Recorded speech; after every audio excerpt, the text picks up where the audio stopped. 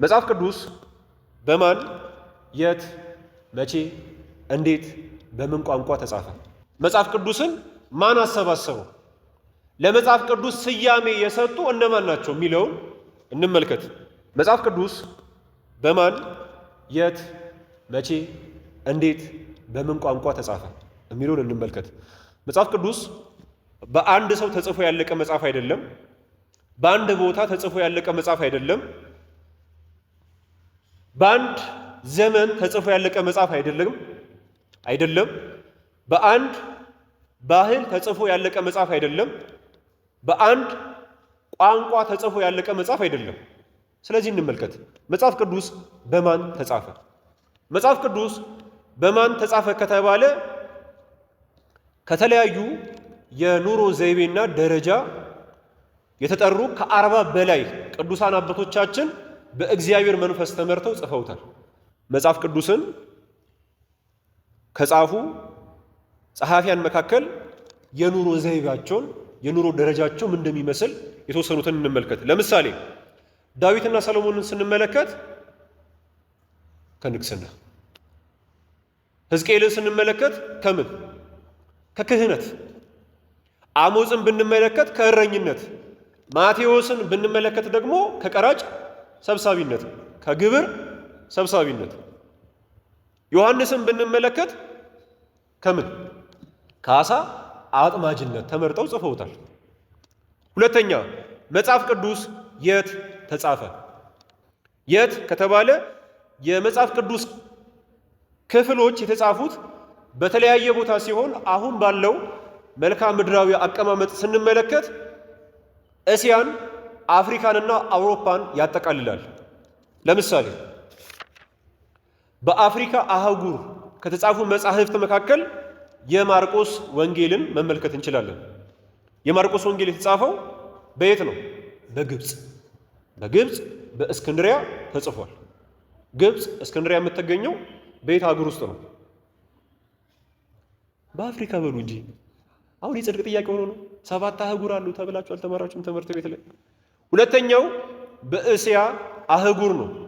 በእስያ አህጉር ለምሳሌ የኦሪት መጽሐፍት የተጻፉት በሲና ምድረ በዳ ነው። ይሄንን ነው ተልክላችኋለሁ። ትንቢተ ዳንኤል የተጻፈው በባቢሎን ወይም ደግሞ በኢራቅ ነው። መጽሐፈ ኢያሱ በምድረ ከናን ወይም በኢየሩሳሌም፣ መጽሐፈ አስቴር በፋርስ ወይም በኢራን፣ የዮሐንስ ራእይ ደግሞ በፍጥሞ ደሴት ወይም በቱርክ ተጽፈዋል።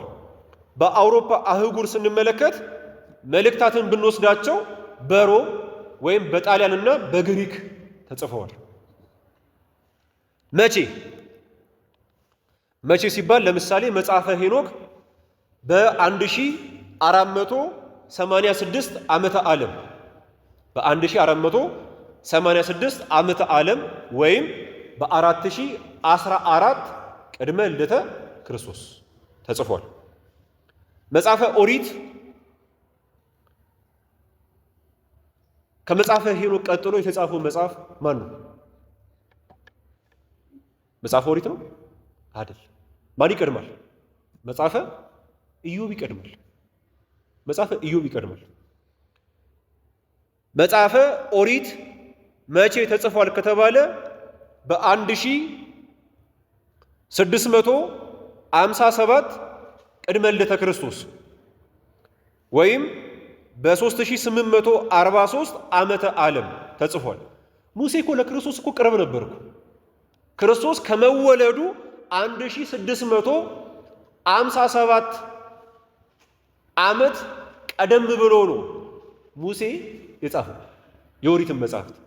ያ ማለት በክርስቶስና በሙሴ መካከል አስቡት፣ በጣም ትንሽ ዘመን የነበረው እኮ። በጣም አብዛኛው ዕድሜ እኮ የኖሩት እነማን ናቸው? በተለይ 10 አርእስተ አበው አይደል እንዴ?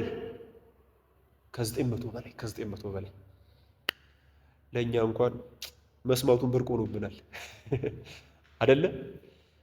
እንዴት ከተባለ መጽሐፍ ቅዱስ እንዴት ተጻፈ ከተባለ አንደኛ በእግዚአብሔር ፈቃድና ትእዛዝ። ከዚህ ቀደም ተመልክተናል። ግሩፕ ላይ ስለምልክ ጥቅሶቹን እዛ ላይ መጻፍ ትችላላችሁ። ኦሪት ዘጸአት ምዕራፍ 17 ቁጥር 14፣ የዮሐንስ ራእይ ምዕራፍ 1 ቁጥር 19። ሁለተኛ መጽሐፍ ቅዱስ እንዴት ተጻፈ ከተባለ በመንፈስ ቅዱስ መሪነት ሁለተኛ ጴጥሮስ ምዕራፍ 1 ቁጥር 21። ሶስተኛ በእግዚአብሔር መገለጥ የአምላክ መንፈስ እግዚአብሔር መንፈስ ለጸሐፊዎች የተገለጸበትን መንገድ ከዚህ ቀደም ተመልክተናል። እሱን ወደኋላ ሄዳችሁ ተመልከቱ። ኦሪት ዘኍልቍ ምዕራፍ 12 ከቁጥር 6 እስከ 8፣ የዮሐንስ ራእይ ምዕራፍ 1 ከቁጥር 10 እስከ 11፣ የዮሐንስ ራእይ ምዕራፍ 1 ከቁጥር 10 እስከ 11። አራተኛ ከእውነተኛ ምስክሮች በዓይናቸው ካዩት፣ በጆሮአቸው ከሰሙት፣ በእጃቸው ከዳሰሱት ከነሱ በመውሰድ ሉቃስ የቃሉ አገልጋይ ከሆኑት ከሐዋርያት ሰምቶ ለቴዎፍሎስ ይጽፍለታል። ይህንን በሉቃስ ወንጌል ምዕራፍ 1 ከቁጥር 1 እስከ 4 እናገኘዋለን። የሉቃስ ወንጌል ምዕራፍ 1 ከቁጥር 1 እስከ 4፣ አንደኛ ዮሐንስ ምዕራፍ 1 ቁጥር 1። አምስተኛ ቅዱሳን በየራሳቸው የአጻጻፍ መንገድና ባህላቸውን ጠብቀው ቅዱሳን በየራሳቸው የአጻጻፍ መንገድ መጽሐፍ አስቴርን ስንመለከት የጸሐፊውን የፋርስ ቤተ መንግስት ዕውቀት ያሳየናል። ምን ያክል አዋቂ እንደሆነ የፋርስ ቤተ መንግስትን እንዴት እንደሚያውቃት መመልከት እንችላለን።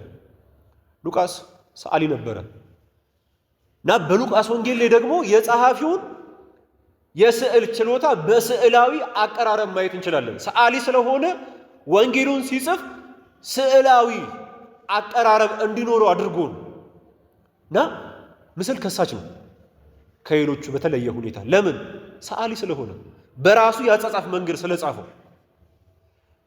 ባህልን ደግሞ ስንመለከት የክርስቶስን ትውልድ ማቴዎስ በዮሴፍ በኩል የቆጠረበት ምክንያት ምንድን ነው ከተባለ በዕብራውያን ባህል ስለጻፈው ነው።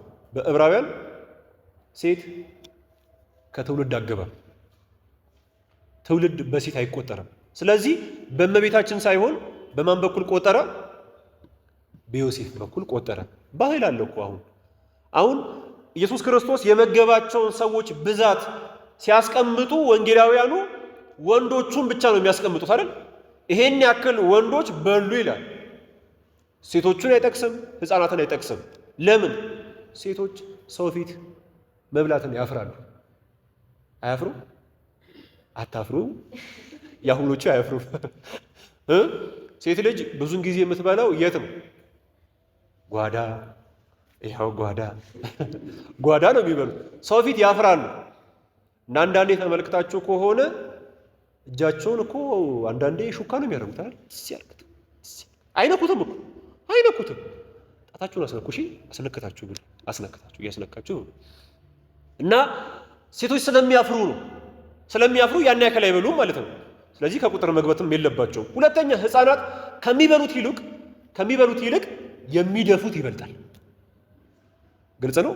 ስለዚህ ወጠምሻ የሆኑትን ጥርቅርቅ አድርገው መብላት የሚችሉትን ብቻ ወንጌላውያኑ ሲቆጥሩ እናገኛለን ማለት ነው። ስለዚህ ሕፃናትንም ሴቶችንም ጠልቶ ንቆ አጥቅቶም አይደለም፣ ከዚህ የተነሳ ነው ማለት ነው። ስድስተኛ በብራናና በክርታስ ሰሌዳነት በላባና ቀርከሃ ብርዕነት ከእጽዋትና እንስሳት ተዋጽኦ ቀለማት ቅዱሳት መጻሕፍት ተጽፈዋል። በምን ቋንቋ ተጽፈዋል ከተባለ አብዛኞቹ የብሉይ ኪዳን መጻሕፍት የተጻፉት በዕብራይስጥ ነው። አብዛኞቹ የሐዲስ ኪዳን መጻሕፍት የተጻፉት ደግሞ በጽር ወይም በግሪክ ቋንቋ ነው። አብዛኞቹ የብሉይ ኪዳን መጻሕፍት የተጻፉት በዕብራይስጥ ቋንቋ ሲሆን ትንቢተ ዳንኤል ግን በአረማይክ ቋንቋ ተጽፏል። በተለየ ሁኔታ ማለት ነው። በአረማይክ ቋንቋ የተጻፈው ማን ነው? ትንቢተ ዳንኤል ነው። አብዛኞቹ የሐዲስ ኪዳን መጻሕፍት በጽር ወይም በግሪክ ቋንቋ ተጽፈዋል። በተለየ ሁኔታ ግን የማቴዎስ ወንጌል በዕብራይስጥ ቋንቋ የማርቆስ ወንጌል በሮማይስጥ ቋንቋ ተጽፈዋል። ስለዚህ አብዛኞቹ የብሉይ ኪዳን መጻሕፍት በምን ቋንቋ በዕብራይስጥ፣ ትንቢተ ዳንኤል ግን በአረማይክ፣ አብዛኞቹ የአዲስ ኪዳንስ በጽርዕ ወይም በግሪክ፣ የማቴዎስ ወንጌል አቤት በዕብራይስጥ፣ የማርቆስ ወንጌል በሮማይስጥ። የመጽሐፍ ቅዱስ ዝግጅት ማሰባሰብና አሰያየም። መጽሐፍ ቅዱስን ማን አሰባሰበው? ለመጽሐፍ ቅዱስ ስያሜ የሰጡ እነማን ናቸው የሚለውን እንመልከት። አንደኛ ማሰባሰብ። ቅዱሳት መጻሕፍትን ያሰባሰበው ማን ነው ከተባለ መንፈስ ቅዱስ። ትንቢተ ኢሳይያስ ምዕራፍ 34 ቁጥር 16። ትንቢተ ኢሳይያስ ምዕራፍ 34 ቁጥር 16። በየቁጥራቸው ያልፋሉ፣ ከእነርሱ አንዱ አይጠፋም፣ እርስ በርሳቸው አይተጣጡም፣ የሰራዊት ጌታ እግዚአብሔር አዟቸዋልና መንፈሱም ሰብስቧቸዋልና ይላል። ያሰባሰባቸው ማለት ነው። ስለዚህ መንፈስ ቅዱስ ስላሰባሰባቸው እንጂማ እኮ የደረሰባቸው እኮ በጣም ብዙ እኮ አደጋ ነበር። ነገር ግን እኛ ጋር እንዲደርስ የእግዚአብሔር ፈቃድ ስለነበረ ራሱ መንፈስ ቅዱስ ተሰብስቦ እንዲቆይ አድርጎታል። ሁለተኛ አሰያየም። ለቅዱሳት መጻሕፍት ስያሜ የሰጡ አንደኛ ራሳቸው ጸሐፊያኑ ሲሆኑ፣ ሁለተኛ በኋላ የተነሱ አበው ናቸው። አንደኛ ራሳቸው ጸሐፊያኑ ሲሆኑ፣ ሁለተኛ በኋላ የተነሱ አበው ናቸው። በኋላ የተነሱ አበው በጸሐፊው በይዘታቸውና በመግቢያቸው መሰረት ስያሜ ሰጥተዋል። አሰያየሙን በሰባት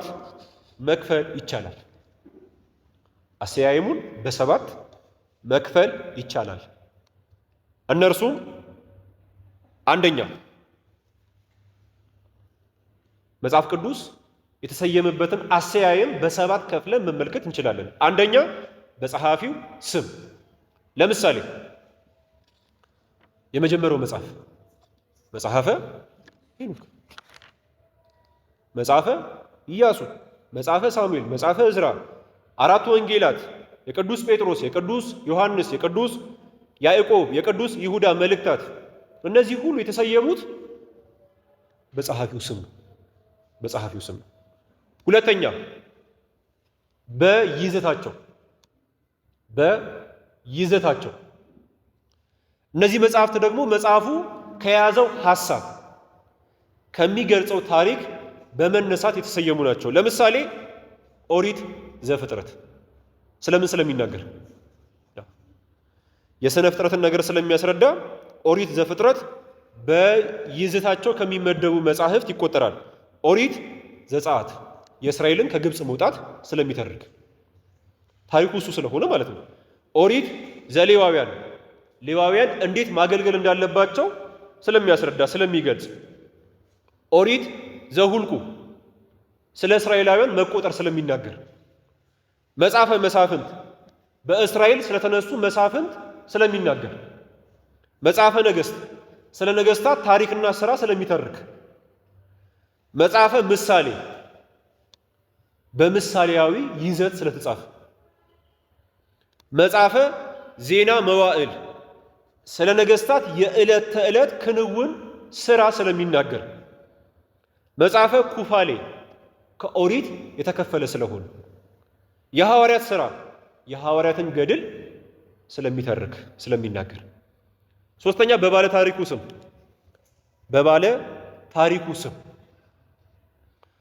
እነዚህ መጽሐፍት ደግሞ መጽሐፉ ከያዘው ባለ ታሪክ ስም በመነሳት የተሰየሙ መጽሐፍት ናቸው። ለምሳሌ መጽሐፍ አስቴር ጸሐፊዋ አስቴር አለች። ታሪኩ ግን የሚናገረው ስለማን ነው? መጽሐፈ ዮዲት፣ መጽሐፈ ሩት ተጠቃሽ ናቸው። እነዚህ በመጽሐፍ ቅዱስ በሴት ስም የተሰየሙ መጽሐፍት ናቸው እና ቤተ ክርስቲያን ሴትን አሳንሳ አትመለከትም። ይኸው ከመጽሐፍቶቹ መካከል ሶስቱ መጽሐፍት በማን ተሰይመዋል? በሴቶች።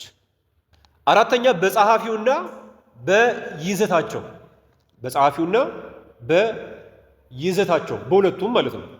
ለምሳሌ የትንቢት መጽሐፍት 16ቱ የትንቢት መጽሐፍት ለምሳሌ ትንቢተ ዳንኤልን ብንመለከት ጸሐፊው ማን ነው? ዳንኤል ነው። ይዘቱስ ትንቢት ነው። ወንጌላት የማቴዎስ ወንጌል ጸሐፊው ማን ነው? ማቴዎስ። ይዘቱስ ወንጌል ነው። ምንድነው ወንጌል? ብስራት፣ የምስራች። መኃልየ ሰሎሞን ጸሐፊው ማን ነው? ሰሎሞን። ይዘቱስ መኃልየ ነው። መኃልየ ምን ማለት ነው? ከመዝሙራት ሁሉ የሚበልጥ መዝሙር፣ ከምስጢራት ሁሉ የሚበልጥ ምስጢር። ይሄንን ለብቻው በክፍሉ ላይ አብራራዋለሁ። መኃልየ ማለት ምን ማለት እንደሆነ በጣም ብዙ ትርጉም ስላለው። አምስተኛ በከተማ ወይም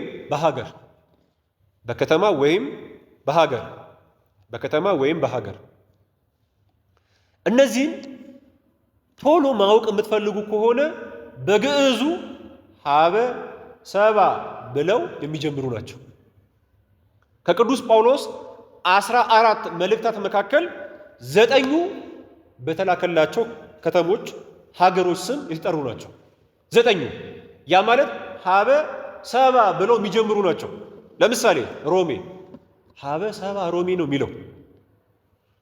አንደኛና ሁለተኛ ቆሮንቶስ፣ ኤፌሶን፣ አንደኛና ሁለተኛ ተሰሎንቄ ስንት ሆነ?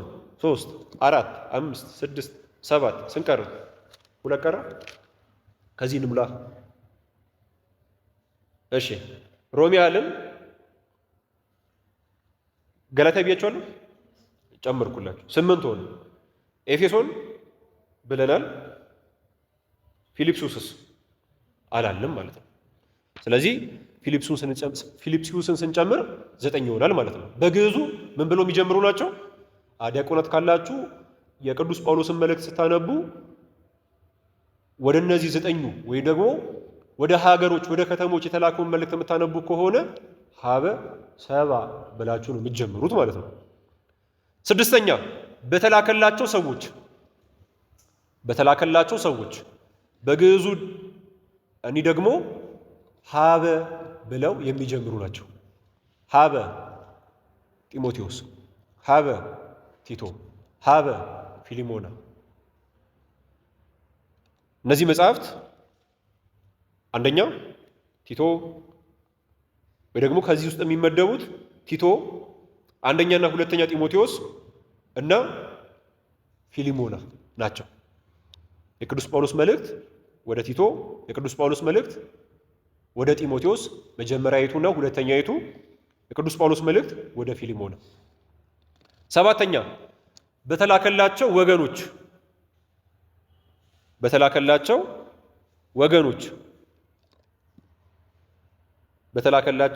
ወገኖች